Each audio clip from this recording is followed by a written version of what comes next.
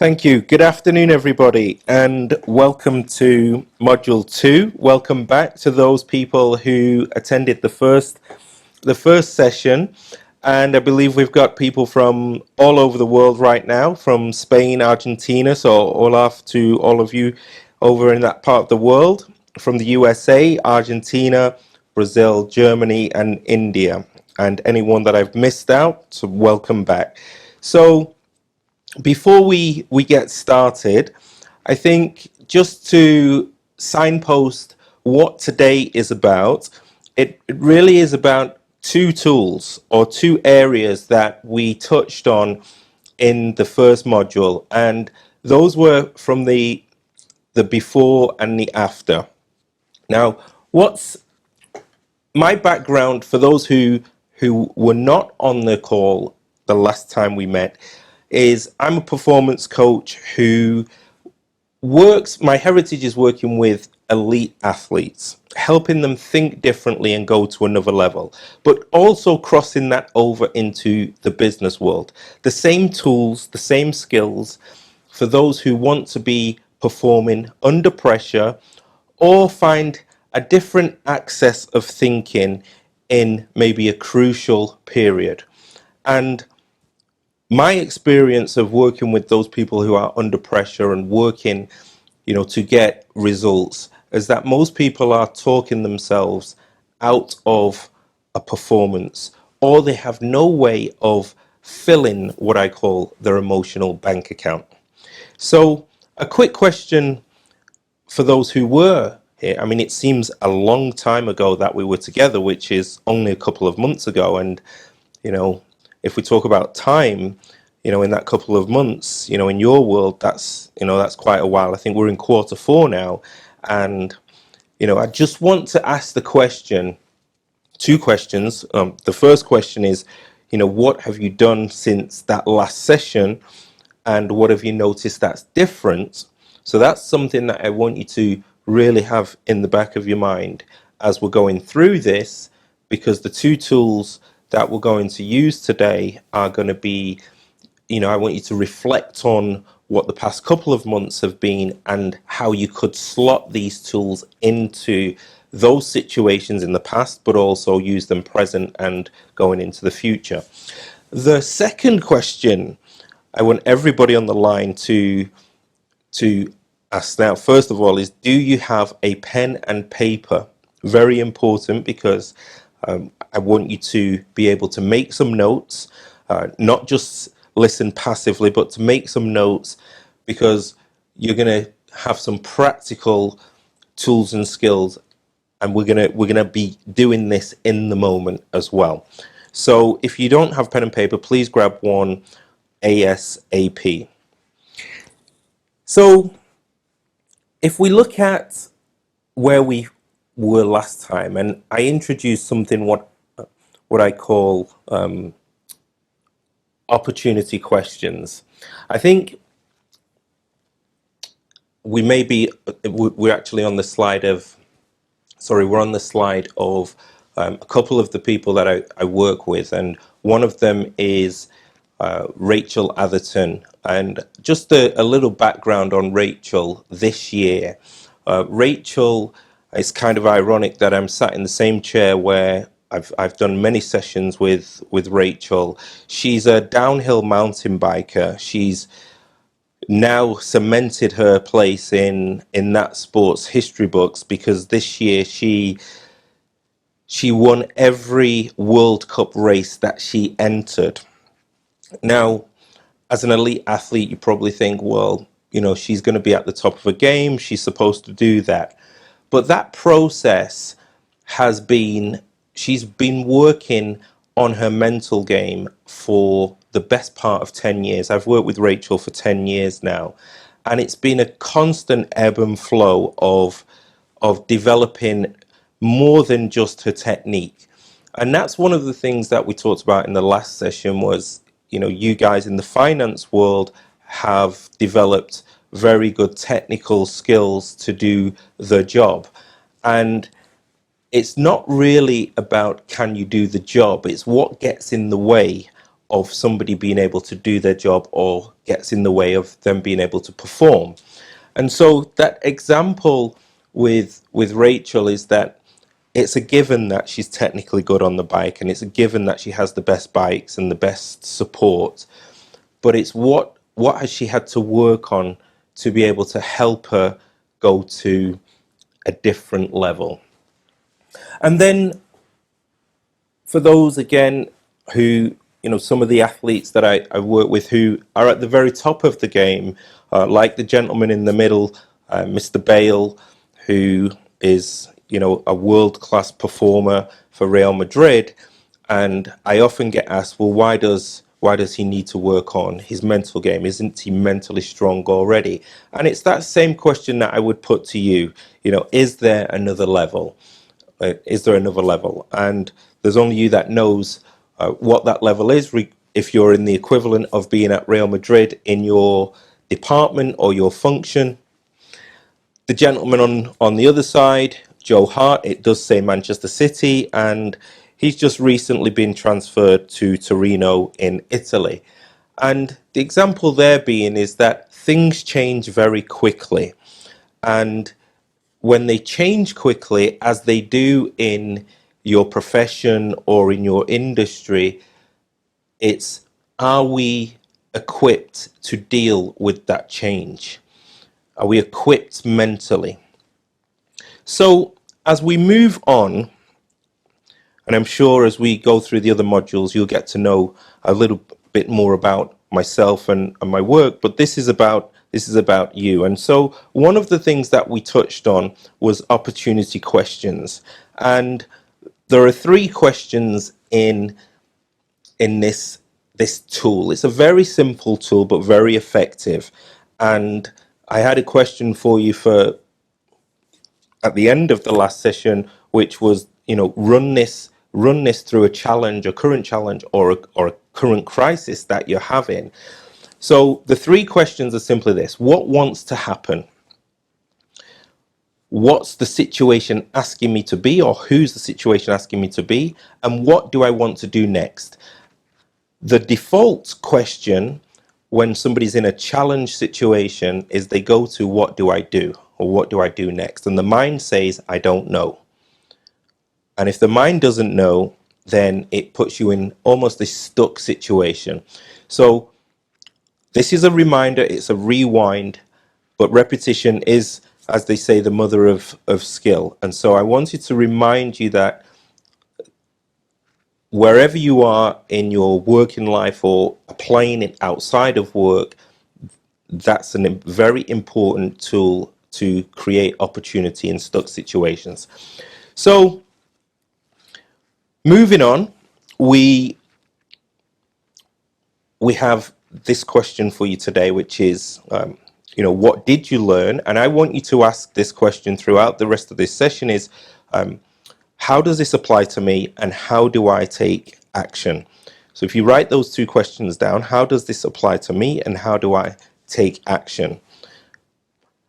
And again, the reflective part of this is, what did you learn? If you weren't with us last time, but what did you learn and what did you discover? So we're really going to, the whole process of working on your mental game is what I call the before and the after. It's how am I going to apply it and what did I discover? Now, probably one of the key tools that I've always used in all my coaching, and I said this is one of the ones that unlocks the potential in your team, in yourself, in an organization, is what I called having chats and conversations.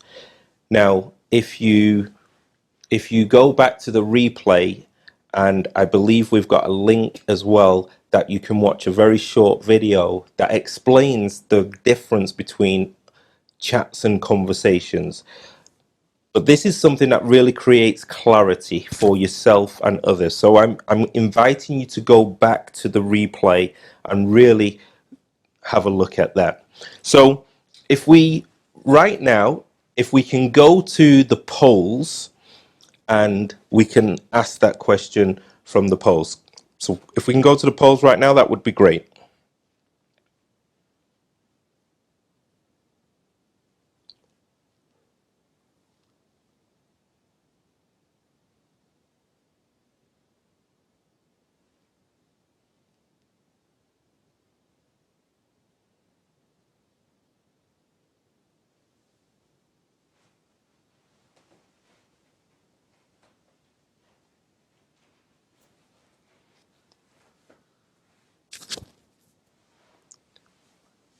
And what do we have?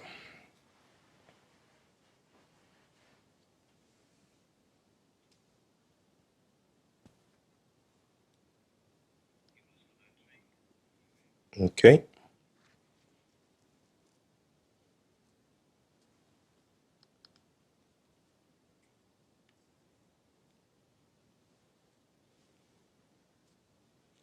And if Matthew, you could read out some of the answers to those, that would be very helpful. Just let's give it a few more seconds.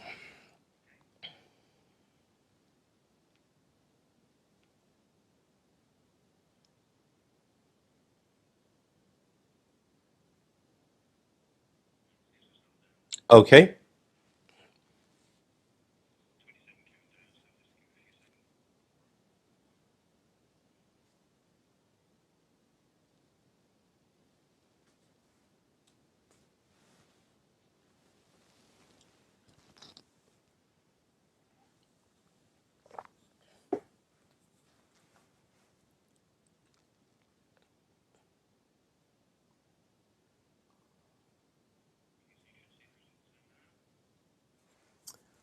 What do we have?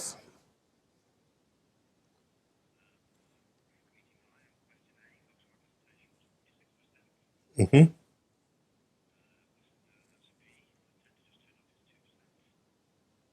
Mm-hmm. Okay. Okay. So mostly focused on the presentation. Yep. Okay. That's great. Okay. So very interesting. The highest one of all of those was 46% of focusing on the presentation, which is very common. I remember working with a coachee at another telecoms company. I won't say which one. It's another telecoms company, and some of the tools that we're going to talk about now came up in the conversations of our coaching. And Emma said to me, she said, Jamie, what you've taught me right now is that I put so much focus on my presentation when I was going to speak to the board that I never put any time or preparation in preparing myself. And that's interesting what's come out in the polls, because that's what you do. You have to prepare your presentation, just like a sports man or woman has to prepare their technique.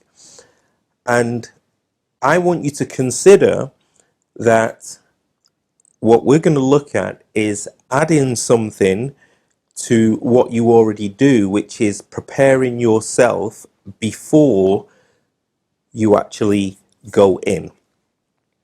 So there's a quote there that I've put on the screen, and it says, "You don't build a house in the middle of a storm. You build it in conditions so nothing can stop it being as strong as possible." I'll say that again. You don't build a house in the middle of a storm. You build it in conditions so nothing can stop it being as strong as possible. And I often hear from, whether it's a sports client or a business client, yes, a tree gets stronger or grows stronger in a storm. But if we're going to anticipate, it's can we put something in place before you actually need it? So you've got the skill to actually walk into, whether it's a room or a presentation or something that you can pass on to others in your own inner circle. And I see this a lot with, both in business execs and with athletes. And I had it literally last week where a young player came to me and said he didn't want to play that evening. He'd told his manager he didn't want to play, or his coach he didn't want to play. He'd lost his confidence. He was getting anxious because it was a big game. And I asked him, had he ever prepared himself in this way? And he said never. The only way he prepares himself is with his technique. So what we're looking at here is we're looking to add to our emotional bank account.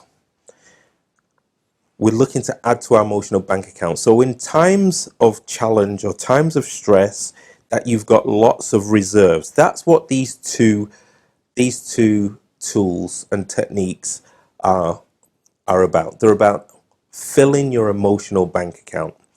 So let's get straight into the first one. I call this the pre-meeting ritual. Now, we're full of rituals in life. You wake up in the morning, that's a ritual. You walk into the bathroom and brush your teeth, that's a ritual. You do that without thinking, and you do that every day. Why do you do it every day? Because it works. You don't think about it. And so this is something that I would like you to write down, and write down that word every day. So go ahead. I can see you. I've got to just write down the word every day. Okay. So breathe the room or breathe the stadium in a sports context. And what this is going to give you, it's going to give you clarity. The process of thinking is nothing but answering and asking questions. So, as it says, getting clear before you go in to perform. Now, this ritual is made up of 5 steps. The first step is about putting your attention on your breathing. So the first step is about putting your attention on your breathing. The second step is you're going to breathe the room. So I'm going to talk you through it, and then we're actually going to practice this. So second step is we're going to breathe the room. Step 3, we're going to breathe beyond the room or the stadium. And if you've got, friends or colleagues or sons or daughters, or you actually play sport as well, please pass this on. Fourth step, breathe beyond the building. And step 5, you're going to imagine that your breath is going 360 degrees. So even where you are right now, I want you to put your attention on your breathing. Just put your attention on your breath. Just notice. So out of your head, and just put your awareness and your attention on the rise and the fall of your breathing. Just notice.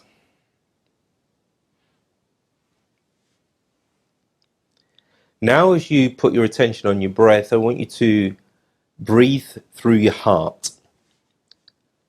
So metaphorically, breathe through your heart. And just notice. Start to notice what happens as you breathe in through your heart. Now I want you to breathe the room. Now as you breathe the room, as you breathe out, I want you to gently breathe to the edge of the room. So just let your breath go to the wall. And as you breathe in, you're going to breathe from the wall back in. As you breathe out, just like it touches the wall gently, and then it comes back on the inhale. Couple more times, breathe the room. So as you breathe, it touches the wall, and you breathe in, and now you're going to breathe beyond the room. So if we were in the changing rooms in the stadium, you would be breathing beyond into the stadium. So breathe beyond. In the room that I'm in, I'm now breathing beyond the door to the next room. So just imagine that your breath is going to touch the furthest wall in your building. Just gently touches it, and then as you breathe in, it comes back gently. And if you're in your head thinking, what's this crazy exercise? Then you've moved from your body into thinking. So breathe beyond the room. So now I want you to breathe beyond the building. So breathe out of the building almost to the county lines or the state lines or to the border of your country. So imagine you can just breathe to the border. Just a gentle breath. And that breath is expanding all the way to the county lines. And breathe it back in. One more time, breathe beyond the building. All the way to the county line, to the border, wherever that is for you. And finally, I want you to breathe 360 degrees. So this time as you're breathing way out to the county, imagine that breath's going not just out of your mouth, but it's expanding 360 degrees. Just a gentle. As you breathe in, you notice it's coming in from all around you. As you breathe out, the exhale is going from 360 degrees, not just in front of you. Now, if you just bring your attention back, now I don't know about you, but my state of mind has just changed. I feel different. This is what I call neutral thinking. From this place, you have access. Just write that word down on your notebook. You have access to your potential. So the young man who I explained didn't want to play, and he'd not been playing well, the story continues that evening he played, and he was man of the match in football or soccer, depending on where you are in the world. He was man of the match, and only 4 or 5 hours earlier he didn't want to play in that game, and a few days later then went on to have another great performance. Now, why has he's always had that ability inside of him.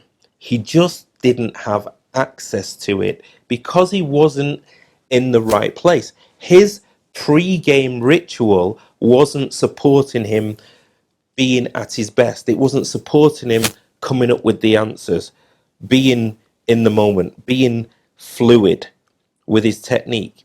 And you can relate to that in terms of sometimes you're in meetings and maybe you're not in the flow. You've not said what you wanted to say. And so this is just a tool, and it's a tool for you to have in your kit bag. Sometimes it's the right tool, but maybe for a different time.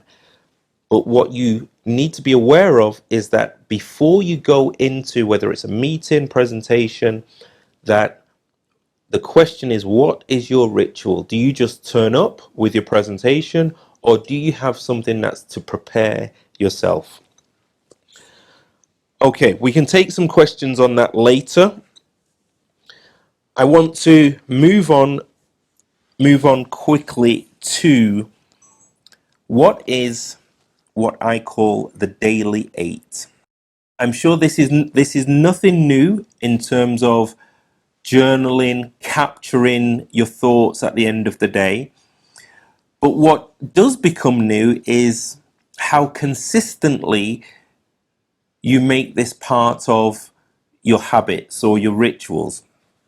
And it's, again, in a high performance scenario, I just took on a client who I introduced this to, and one of his comments was when I said to him, have you been writing things down? And he said, I didn't feel I needed to, because he felt that he only needed to write things down when things weren't going well.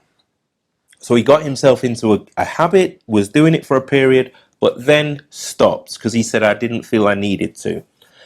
And yet, you could Google, you could look in all the over time that writing, not journaling by typing, but the actual act of writing things down has a huge impact on how you feel. And so the daily 8, if we go down a step, is made up of these components. So the first one is naming 3 things that you did very well today. Now, in its simplicity, if you write down the 3 best things that you do on a daily basis, and I know that question comes in, where do I get the time to write down the 3 best things that I did? I've got family, I've got all sorts of things going on. Well, keep your journal, your notebook in your bedroom, or keep it somewhere where you're going to have access to it at the back end of the day. So you write down what you did very well. That could be 3 events, that could be 3 moments, that could be 3 thoughts or actions, and you write it in detail. And what you're going to do here is you're going to get into the habit and the ritual of training yourself to focus on what you've done well in the day.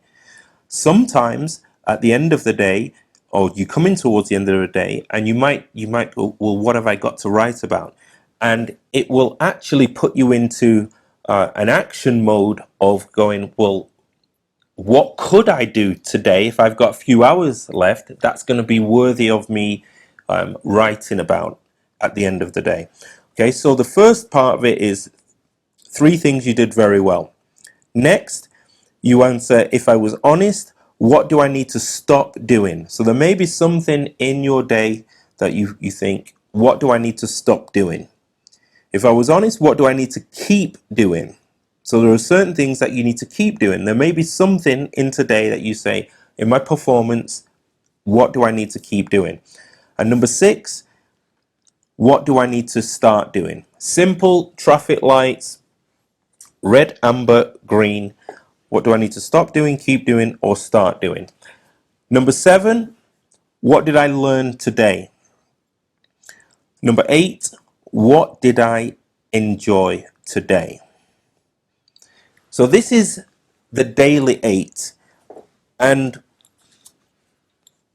sometimes I think this is too simple. I think, just asking yourself reflective questions is too simple. And what happens is we tend to think it must be more complex, and the simple things we don't put too much attention on them. And yet I come back to the analogy of brushing our teeth. It's a very simple act, and we do it every day, and it doesn't really improve our performances that much.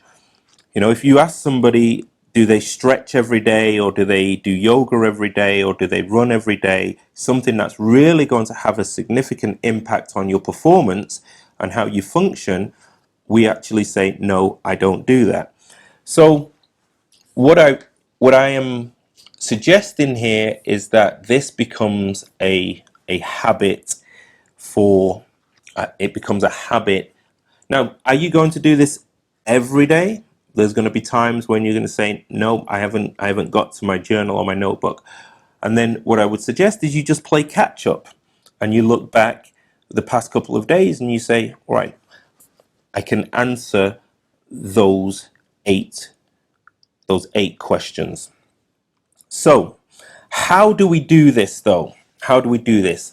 Well, one of the best ways, you know, for all of us right now is, you know, we've got access to keeping track, whether it's through apps, we've got all the tools that we would ever need.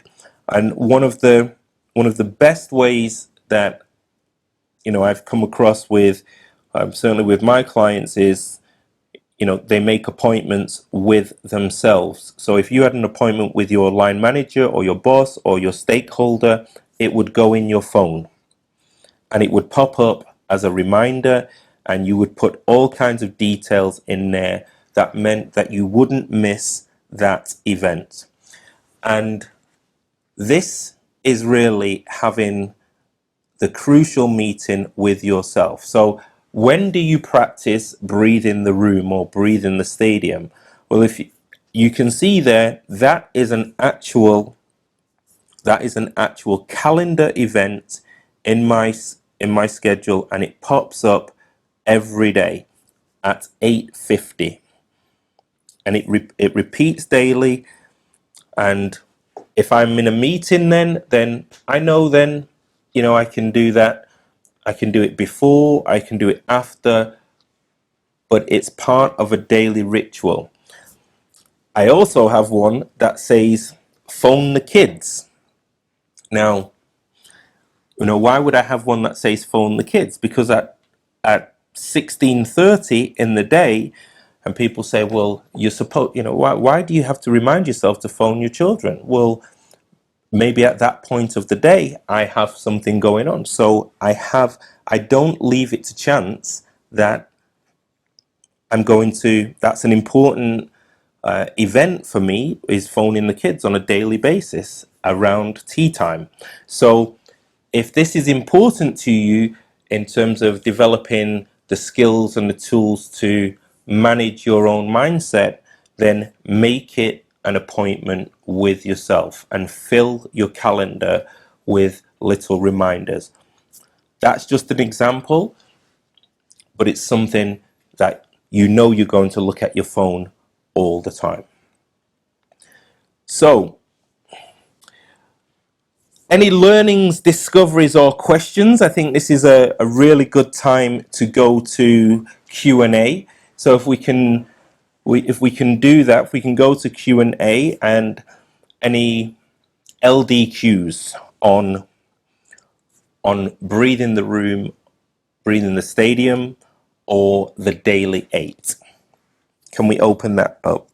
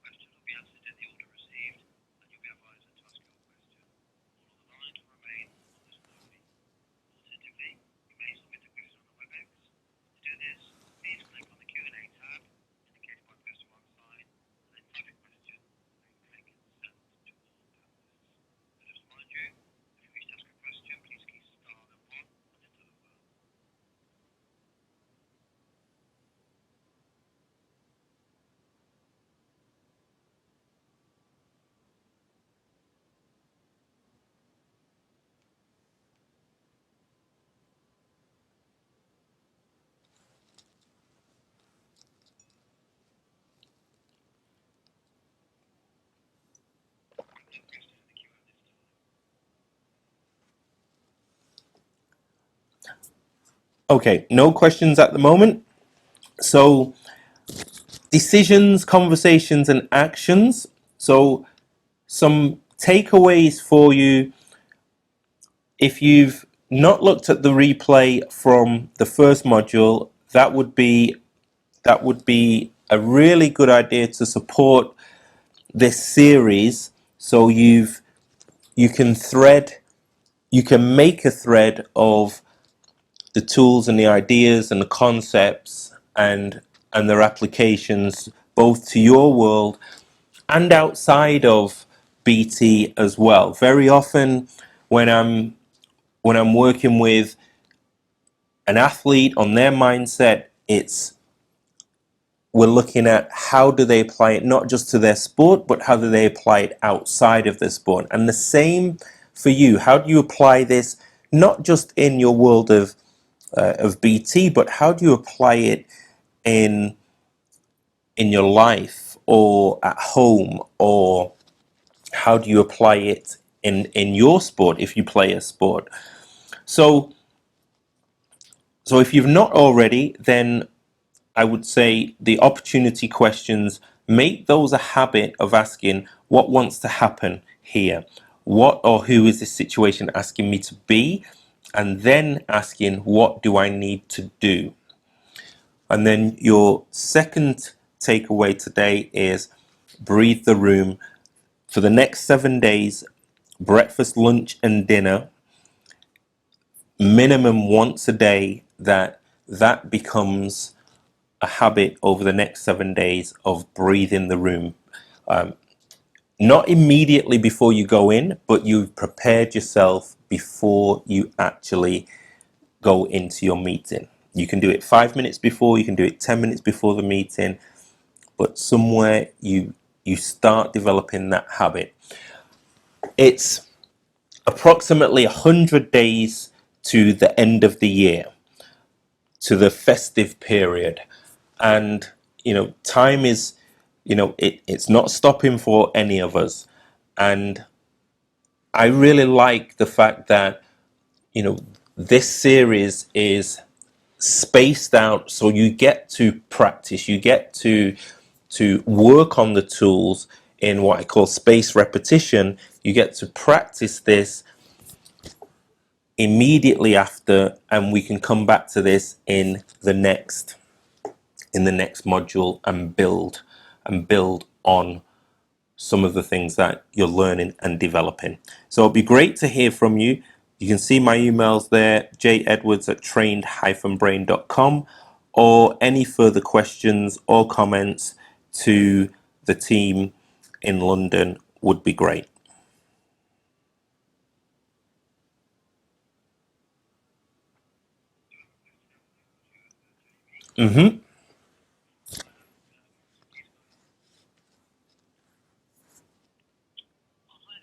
Hi, Phil.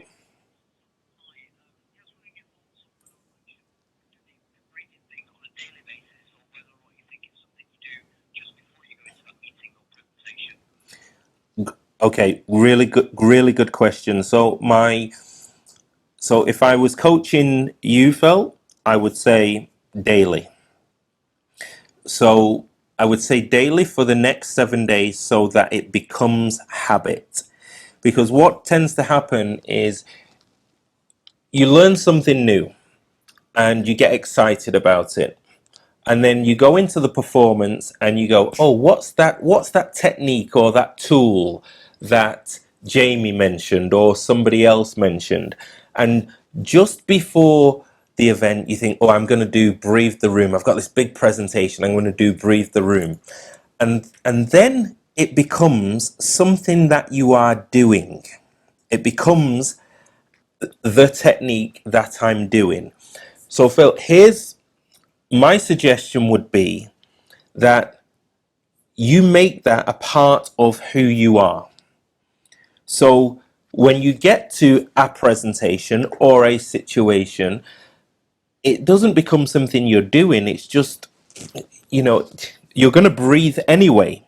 So it's a bit like being right-handed. And, the question is, do you ever use your left hand? Of course you use your left hand.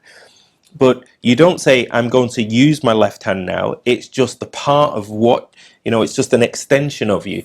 So my suggestion would always be, you know, daily make this tool an extension of who you are. Does that answer your question? Yep. Good.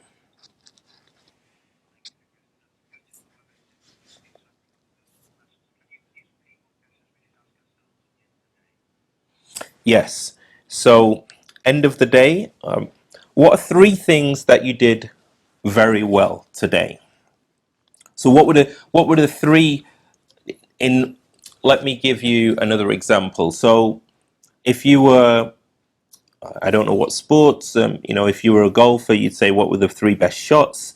If you were a tennis player, what are the three best shots that you played today. If you were a footballer, a specific position like my goalkeepers, what were your three best catches? So for you, you could design that. This is like a template. You could design this any way that you like. So what were the three best meetings I had today? What were the three best things I did in the meeting? What were the three best things that I did from a technical point of view today? So that's where you start. Then you move into, so those are events, moments, or thoughts or actions. Then you move into what do I need to stop doing? And then listen. So the key here is when you ask yourself that question, the reason why this is important for your development is your line manager or your boss or your significant other could say you need to stop doing X, Y, and Z. As soon as somebody from the outside says you need to stop doing something, you metaphorically put the hand up and unconsciously say, do not tell me what I should stop doing. Even if you know it's something, they're on the right lines. But if you ask yourself the question, it's much more difficult to avoid your own. When you ask the question, you come up with the answer. So it's much more difficult for you to avoid the answer. Whereas if I tell you to stop doing something, you can say in your mind, no, I'm not going to do that. So that's a very important. What do I need to stop doing? And listen. Now you can only listen if your mind is quiet, which is where Breathe the Stadium comes in, because that's also training you to quieten your mind. And as you know, there's lots of tools that we'd put labels on: meditation, mindfulness, all of those. You could put Breathe the Room in that category. So what do I need to keep doing? What do I need to start doing? What did I learn today? And what did I enjoy today? If you train your brain to ask those two questions at the end of the day, what did I learn today and what did I enjoy? It's going to start searching for those two things of what it's learning and what it's enjoying. Unfortunately, when we start something new, we do actually ask ourselves those questions. Wow, that was great. I really enjoyed that. Look how much improvement I got. And then something happens to us. We hit a plateau, and then we stop asking those questions. So I think there's, you'll get a copy or access to those slides, but they're certainly there. But that's made up of the Daily 8.